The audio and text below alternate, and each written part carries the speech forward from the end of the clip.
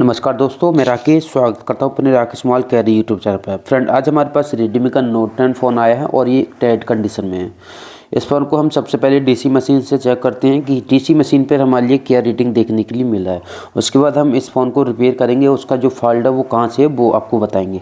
यहाँ पर ध्यान से देखिए, फर्स्ट बारी में अभी ऑटो करंट नहीं ला रहा। जैसे ही मैं पावर बटन दबा रहा हूँ तो यहाँ पर आप ध्यान से देखें तो 162, 163, 154, 156 कुछ इस तरीके की रेटिंग लेकर 0 हो जा रहा है। एक बार मैं फिर से बटन दबाता हूँ, इस बार हमारे लिए 88, 53, यानी कि इसका जो रेटिंग है वो अलग अलग तरीके का देखने के लिए मिल रहा है। तो ये प्रॉब्लम हमारा सीपीयू की तरफ से है, क्योंकि कभी कभार हमारा जो रीडिंग है अलग अलग दिखाता है, कभी कभार सेम दिखाता है, कभी स्टक दिखाता है, कभी हाई रेटिंग बूट ऐसा लगता है कि सेट ऑन होने की कोशिश कर रहा है बट ऑन नहीं हो पा रहा है। तो इन सारी कंडीशन में ज़्यादातर हमारा जो प्रॉब्लम होता है वो सीपीयू का होता है। और एमआई के फ़ोनों में ज़्यादातर देखने के लिए मिलता है कि सीपीयू ड्राई हो जाता है और ये फ़ोन इस तरीके की प्रॉब्लम में आ जाती हैं। मदरबोर्ड फ्रेश से भी इस पर कुछ भी काम नहीं किया है। तो इस वीडियो में आपको बताऊंगा ब्लैक पेस्टेड सीपीयू को किस तरीके से निकालते, किस तरीके से क्लीन करते हैं, सेफ तरीका क्या है, और एक बार में हम किसी भी सीपीयू को कैसे परफेक्ट तरीके से बैठाएं और जो कि सेट एक ही बार में ऑन हो जाए। इस पर पेस्ट लगा हुआ है, पेस्ट को हम निकाल के इसकी शील्ड पर रख लेंगे, क्योंकि ये पेस्ट हमारे लिए फिर से लगाना है, क्योंकि ये हीट के लिए होता है। तो इसको हम शील्ड पर रख लेते हैं और थोड़ा बहुत क्लीन कर लेंगे। ये रेडमी का नोट 10 फ़ोन है और इसमें अधिकांश देखने के लिए मिलता है कि सीपीयू ड्राई हो जाता है और उस कंडीशन में सेट डेड हो जाता है। तो इसमें ज़्यादा ट्रेसिंग करने की भी कुछ ज़्यादा ज़रूरत नहीं है, डायरेक्ट आप सीपीयू भी रिवॉल्व कर देते हैं तो आपका काम हो जाएगा। माइक्रोस्कोप के नीचे आ गए हैं, यहाँ पर हम सबसे पहले ग्लू कटिंग करेंगे। ग्लू कटिंग करने का भी तरीका बताऊंगा। वीडियो को मैंने कुछ भी फास्ट फॉरवर्ड नहीं किया है और सारी जानकारी इस वीडियो में देने वाला हूँ, क्योंकि ये वीडियो उन लोगों के लिए जिन पर ब्लैक पेस्टेड पर काम नहीं हो पाता और उन पर बहुत सारी प्रॉब्लम देखने के लिए मिलती हैं।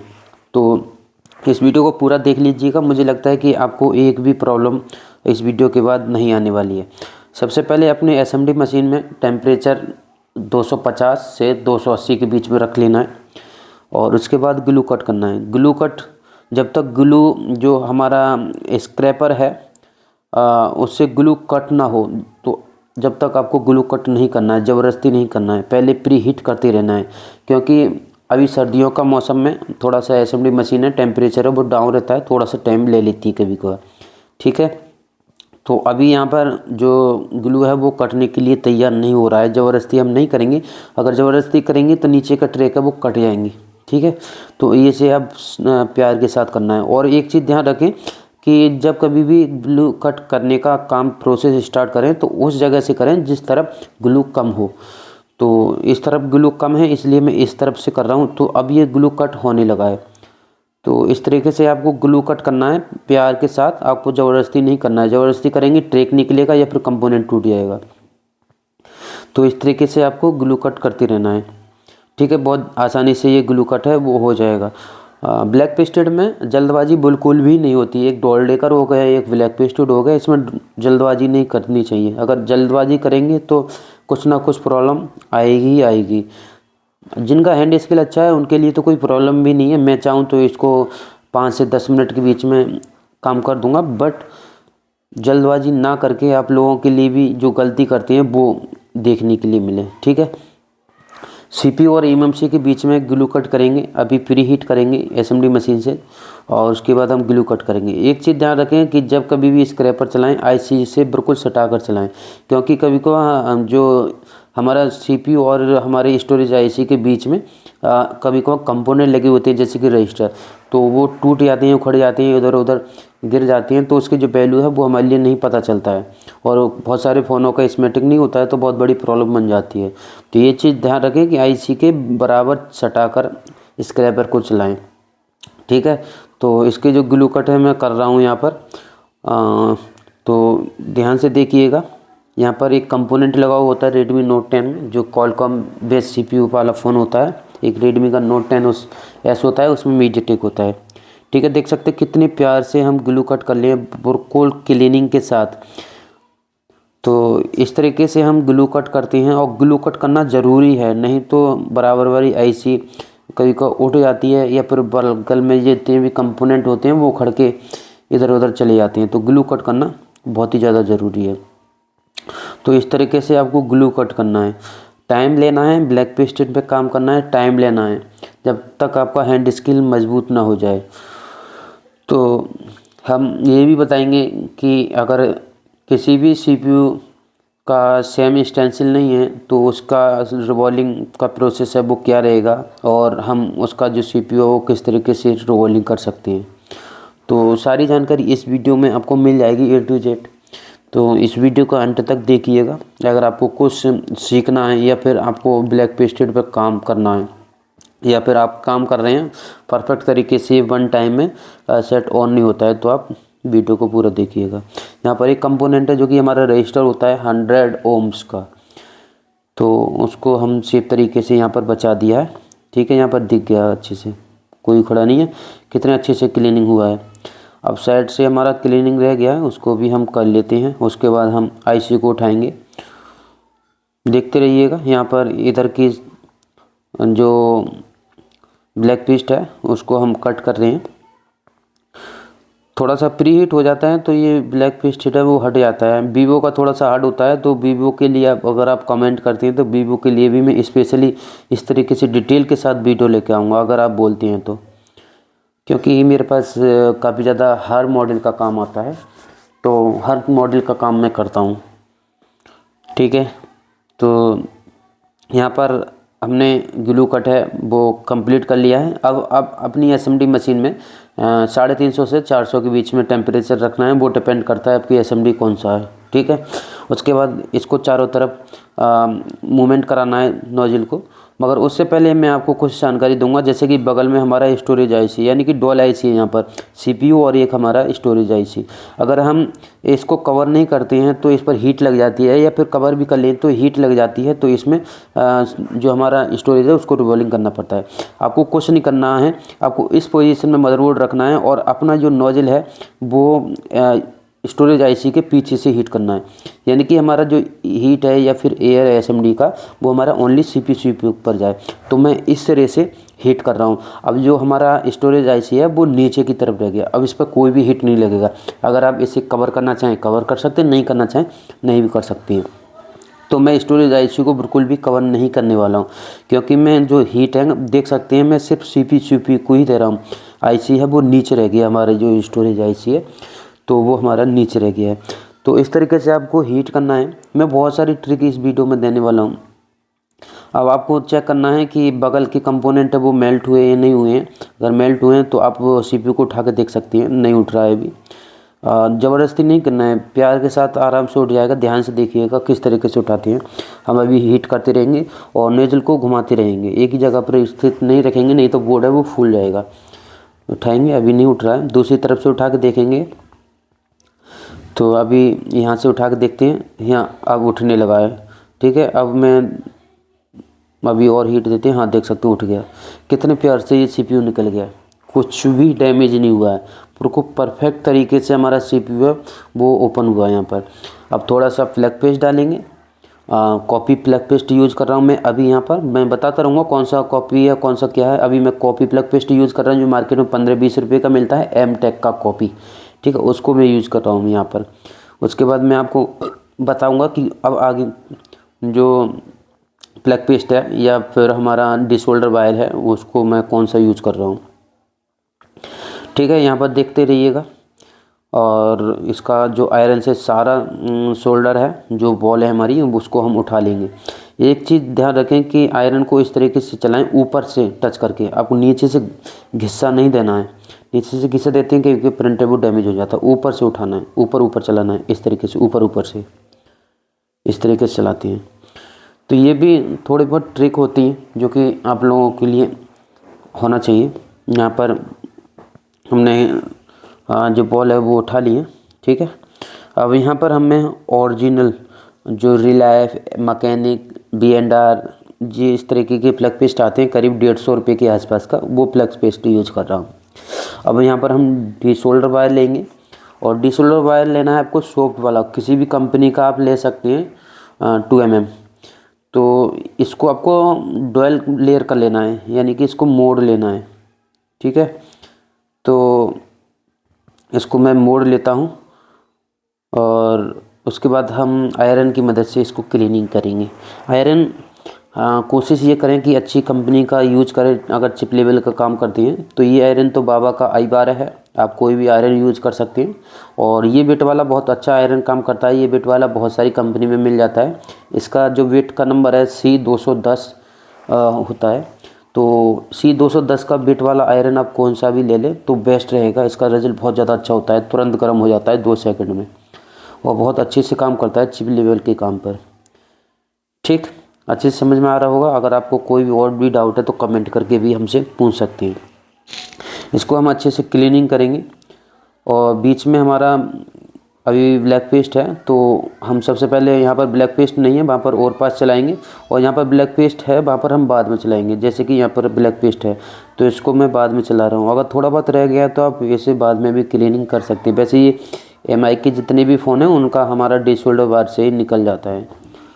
और भी बहुत सारी ट्रिक होती हैं इसे क्लीन करने की और ब्लैक पेस्टेड पर काम करने की। अब थोड़ा सा लिक्विड लेंगे और इसको हम क्लीन कर लेंगे। लिक्विड में आप पेट्रोल भी यूज़ कर सकते हैं, या फिर मार्केट में जो लिक्विड मिलती हैं उसको भी आप यूज में ले सकते हैं। तो इसे हम अच्छे से क्लीन कर लेते हैं और उसके बाद देखेंगे कि यहाँ पर कोई भी ब्लैक पेस्ट तो नहीं रह गया है कहीं पर। अगर वो रह गया है तो हम इसे हटा देंगे। थोड़ा बहुत लग रहा है तो हम फिर से SMD मशीन की से और सर्जिकल ब्लेड या फिर जो हमारा स्क्रैपर था उसकी मदद से भी हम इसको हटा देंगे। तो इसमें कोई ज़्यादा बड़ा काम नहीं होता है। MI की जो ब्लैक पेस्ट होता है वो थोड़ा सा हल्का होता है, कमज़ोर बोल सकते हैं, तो आसानी से हट जाता है। तो साइड से भी हम इसका जो ग्लू है ब्लैक पेस्ट उसको हम हटा देंगे, क्योंकि कभी को थोड़ा सा डस्ट भी रह गया, थोड़ा सा कण भी रह गया तो उस जगह से IC है वो उठा हुआ रह जाएगा और IC प्रॉपर नहीं बैठेगा, तो सेट है वो पूरा ऑन नहीं होगा। पूरा ऑन क्या, बिल्कुल भी ऑन नहीं होगा, वो डेड कंडीशन में ही रहेगा। तो लोगों के लिए लगता है कि CPU तो रिवॉल्व कर दिया बट फ़ोन ऑन नहीं हो पाया, और कुछ कमी है, या फिर CPU डेड है, या फिर और कुछ इस तरह की प्रॉब्लम बताने लगती है। तो ये भी चीज़ होती है कि साइड से ग्लू है वो बिल्कुल भी नहीं रहना चाहिए, बिल्कुल क्लीन हो जाना चाहिए। तो इसको मैंने अच्छे से क्लीन कर लिया है, तो इसको हम साइड में रखते हैं। अब हम CPU की तरफ चलते हैं और CPU को हम पहले क्लीन करेंगे, उसके बाद रिबॉलिंग करेंगे। रिबॉलिंग के लिए स्टेंसिल कौन सी ज़रूरत पड़ेगी वो भी मैं आपको बताऊंगा। अगर आपके पास सेम CPU सेम नंबर की स्टेंसिल नहीं है तो उसको कैसे रिबॉलिंग करते वो भी मैं बताऊँगा। यहाँ पर कॉपी वाला ब्लैक पेस्ट लेंगे। सबसे पहले मार्केट में मिलता है 15-20 रुपये का M-Tech का, उसको थोड़ा सा ब्लैक पेस्ट लेंगे यहाँ पर इतना सा। उसके बाद आयरन की मदद से इस ब्लैक पेस्ट को CPU के चारों तरफ हम फैला देंगे। कुछ इस तरीके से मैं यहाँ पर ट्वीजर से पकड़ता हूँ और इस तरीके से, ठीक है, चारों तरफ हो गया। अब आयरन की मदद से चारों तरफ बिट को घुमाएंगे, इस तरीके से रोटेट करते रहेंगे। यानी कि इसकी इस ब्लैक पेस्ट है जो ग्लू है उसको हम कमज़ोर करेंगे थोड़ा सा हीट करके, ठीक है, हो गया। अब एक साइड से हम ग्लू को हटाते चलेंगे कुछ इस तरीके से। ध्यान से देखिएगा, यहाँ पर दबाव नहीं देना है, बहुत प्यार से काम करना है। इस तरीके से आपको हटाते चले जाना है। देख सकते कितनी परत की परत यहाँ पर आसानी से ग्लू छुटता हुआ जा रहा है। तो ये आयरन अच्छी कंपनी का या फिर अच्छा आयरन होता है, उससे आप काम करते हैं तो कोई भी प्रॉब्लम नहीं आती, ना CPU में स्क्रैच आती है ना कुछ। आपको सिर्फ दबाव नहीं देना। टेम्परेचर आयरन में 400 के आसपास रखना है। मैं 400 के टेम्परेचर पर इस आयरन को यूज में लेता हूँ। हो सकता है कि आपके पास और कोई भी आयरन हो तो वो 350 या 380 पर काम करे। तो ये भी डिपेंड करता है आपके आयरन पे। वो थोड़ा सा एंड स्किल पे भी काम हो जाता है कि आपको पता चल जाता है कि कितने टेम्परेचर पर कैसा काम कर रहा है। तो टेम्परेचर पहले कम करें, फिर थोड़ा थोड़ा अप डाउन करते चले जाना है, कम ज़्यादा, जैसे ये परफेक्ट तरीके से हो। पहले आप स्क्रैप मदरबोर्ड के IC पर काम करें, इसके बाद कस्टमर के फ़ोन पर काम करें तो आप सीख जाएंगे, ठीक है। यहाँ पर क्लीन हो चुका है। थोड़ा सा ब्लैक पेस्ट फिर से लेंगे और थोड़ा बहुत जो ग्लू रह गया है उसको हम आयरन की मदद से हटा देंगे। कुछ इस तरीके से चारों तरफ घुमाना है आयरन की बिट को, इस तरीके से, बस इस तरीके से करना है खाली अब। तो हमारा जो CPU है वो क्लीन हो जाएगा। इस तरीके से आपको आयरन को घुमाते रहना है। देख सकते हैं सारी बॉलों पर चमक आ चुकी हैं। अगर थोड़ा बहुत रह जाती हैं तो आप जो स्टील वाला ब्रश है उसको आपको घुमा देना है इसी के ऊपर, तो वो भी क्लीन हो जाता है। थोड़ा सा लिक्विड लेंगे और उसके बाद इस सीपीयू को हम क्लीन कर देंगे। उसके बाद हम इसको रिवॉल्विंग करेंगे। तो लिक्विड में आप कोई भी लिक्विड ले सकते हैं, मार्केट वाला या फिर पेट्रोल। मैं प्योर पेट्रोल यूज़ कर रहा हूँ यहाँ पर। तो ठीक है, कुछ इस तरीके की शाइनिंग आ रही है अब यहाँ पर। तो उसको हम पहले सूखने देते हैं या फिर क्लीन कर लेते हैं किसी कॉटन के कपड़े से। उसके बाद हम इसकी रिवॉल्विंग करेंगे। रिवॉल्विंग करने के लिए आपके पास सेम स्टेंसिल है, अच्छी बात है। नहीं है तो आप यूनिवर्सल स्टेंसिल से भी कर सकते हैं। यूनिवर्सल स्टेंसिल में सबसे पहले ये चेक कर लेना है कि कौन सी खाने में ये सीपीयू परफेक्ट बैठ रहा है। देख सकते हैं इस खाने में परफेक्ट बैठ रहा है। तो इस खाने को हम सबसे पहले हम क्लीन करेंगे। तो क्लीन करने के लिए स्टील वाला ब्रश यूज़ कर सकते हैं, दांत मांजने वाला ब्रश यूज़ कर सकते हैं। थोड़ा सा पेट्रोल में जाएंगे, उसके बाद स्टेंसिल पर करके कर देंगे। ठीक है, सीपीयू को हम सही पोजीशन में रखेंगे। नीचे टिश्यू पेपर होना ज़रूरी है। पहले क्लीन कर लेते हैं कॉटन के कपड़े से। क्लीन हो चुका है, कोई भी डस्ट यहाँ पर देख लेना है। ब्लू जो हमारा डस्ट तो नहीं है, जो ब्लैक पेस्ट जो ग्लू था वो तो नहीं, यहाँ पर हल्का फुल्का लग रहा है तो ट्यूब से हट जाएगा। ठीक है, हट चुका है। अब यहाँ पर सीपीयू को सही पोजीशन में रखकर हम इसको स्टेंसिल में मैच करेंगे और अच्छे से बैठा देंगे। नीचे टिश्यू पेपर रखना बहुत ही ज़्यादा ज़रूरी है। अगर टिश्यू पेपर नहीं रखते हैं तो आपका ये सीपीयू है वो परफेक्ट तरीके से रोल नहीं होगा। यहाँ पर ध्यान देने वाली बात ये है कि सीपीयू को बिल्कुल सही पोजीशन में, यानी कि सारी की सारी बॉल हैं वो हमारा ठीक बीच में, जो स्टेंसिल के जो होल हैं उसमें ठीक बीच में आना चाहिए। सारी की सारी बॉल है। अगर थोड़ा बहुत भी रह जाता है तो सीपीयू है वो नहीं बनेगा, उसमें प्रॉब्लम बनेगा। तो देख सकते हैं यहाँ पर हमारा सीपीयू परफेक्ट यहाँ पर बैठ गया है। थोड़ा हट गया, इसे पकड़ के रखना होता है थोड़ा। हाँ, अब हो गया। देख सकते हैं यहाँ पर सारी बॉल है वो बराबर हमारे लिए दिखाई दे रही है, हॉल बाई हॉल।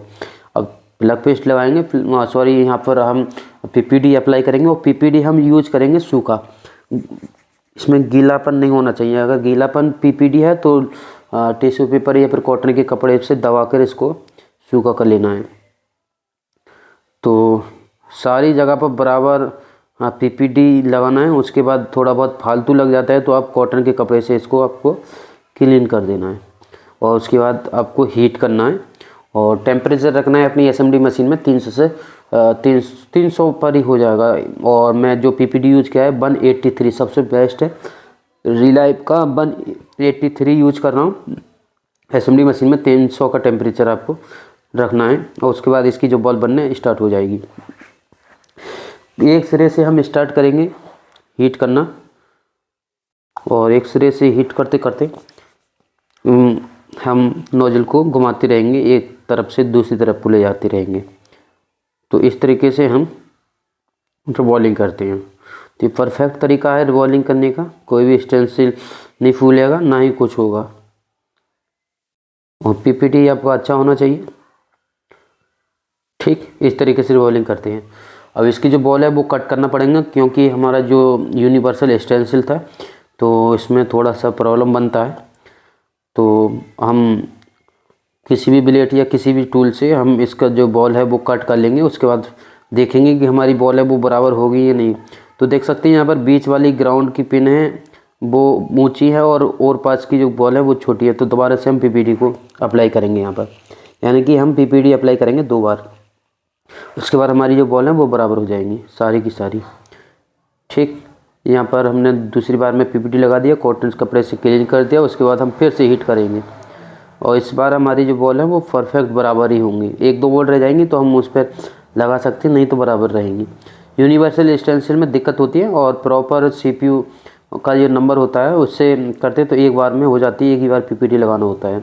यूनिवर्सल से में भी हम एक बार में बना सकते हैं, बट प्रॉपर कभी कभार नहीं बन पाती, स्टेंसिल पुराना हो जाता है उस कंडीशन में। तो यहाँ पर दूसरी बार में हमने रिवॉल्विंग की है और फिर से हम थोड़ा सा ठंडा होने देंगे और हम फिर से बॉल को कट करेंगे। देखेंगे कि हमारी बॉल है वो सारी बराबर हुई है या नहीं हुई है। आपको खुद दिखाई दे जाएगा जब बॉल है वो बराबर हो चुकी हैं या नहीं हो चुकी है। ठीक है, फिर से हम कटिंग करेंगे।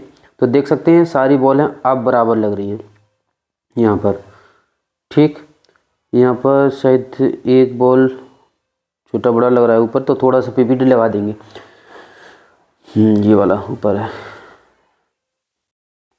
ठीक है, अब कोई भी नहीं है, क्लीन कर लेते हैं। उसके बाद फिर से हीट करेंगे। हमारा CPU वो रिवॉल्व हो चुका है, ये मान के चल सकते हैं कि हमारा जो परफेक्ट तरीके से CPU रिवॉल्विंग का काम है वो हुआ है। एक कोने से ही हम फिर से हीट करेंगे और लास्ट स्टेप है, हम अब इसके बाद कोई भी रिवॉल्विंग नहीं करेंगे। अगर इसके बाद कोई बॉल रह जाता है तो हम उसका भी ट्रिक बताएंगे। कभी कभी रह जाता है, जो हमारा ब्लैक पेस्टेड CPU होता है, तो उसमें कभी कभी बॉल भी रह जाती हैं, ना लगे, डिस्कनेक्ट रह जाती हैं, तो उसका भी सोल्यूशन है। सोल्यूशन सारे हैं भाई, आप फॉलो करके रखो बस चैनल को, अगर आपको कुछ सीखना है। तो यहाँ पर एक बॉल रह गई है, यहाँ पर एक बार हम कट कर लेते हैं और देख लेते हैं छोटा बड़ा तो नहीं है, सही है। अब कुछ नहीं करना है। एक बॉल और रह गई थी, इसलिए मैंने इसको कट कर लिया, नहीं तो CPU हमारा रिवॉल्व हो ही चुका था। कुछ लोग ये सोच रहे होंगे कि भाई इतना टाइम कहाँ लगता है, एक बार में CPU रिवॉल्व हो जाता है। भाई एक बार में हो जाता है, आप लोगों के लिए सिखा भी तो रहा हूँ मैं। सिखाने में तो मैं 5 बार में भी CPU को रिवॉल्व करके दिखाऊंगा, क्योंकि परफेक्ट तरीका आपको पता होना चाहिए कि हम कहाँ पर गलती करते हैं। एक बार में ही हो जाता है, कोई बड़ी बात नहीं है। बस ये बताना चाह रहा हूँ कि बॉल कोई छोटा बड़ा तो नहीं है। यहाँ पर ध्यान से देखिएगा, हमारा एक दो बॉल हमारे डिस्कनेक्ट रहेगी, एक यहाँ पर अलग है और यहाँ पर है ही नहीं।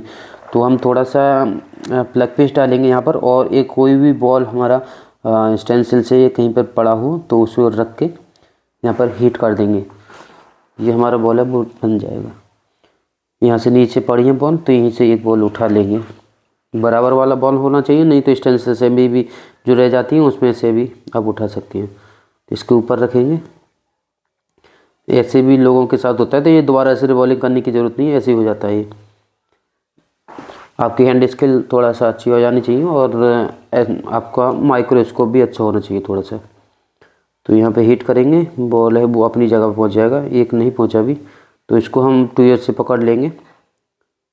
हम पकड़ लिया, ठीक है, हमारा रिवॉल्विंग है वो परफेक्ट हुआ है। यहाँ पर थोड़ा सा क्लीनिंग करेंगे। इसमें अभी जो हमारी खाली बॉल थी यूनिवर्सल से, वो CPU पर रह जाती हैं, तो उसके लिए हमारे लिए क्लीन करना होता है।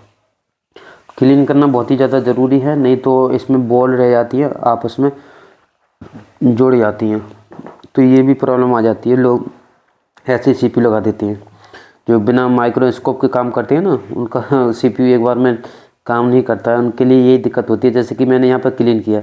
अब यहाँ पर आपको दिखाना चाहूँगा, मैं क्या दिखाना चाह रहा हूँ कि ये बॉल है वो आपस में फालतू की बॉल, जैसे कि एक बॉल ये फालतू है यहाँ पर, और देखते हैं और कोई भी बॉल, एक ऐसे ये थोड़ा सा कण पड़ा है शोल्डर का, और देखते हैं यहाँ पर ये भी है और यहाँ पर ये भी है। तो इन चीज़ों को, इनकी सारी बॉलों को हटाना होता है, नहीं तो आपस में जुड़ जाती हैं। ये ब्रश का डस्ट रह गया है, तो इसको हम हटा देंगे। ब्रश के जो बाल से होती है ना, वो रह जाता है।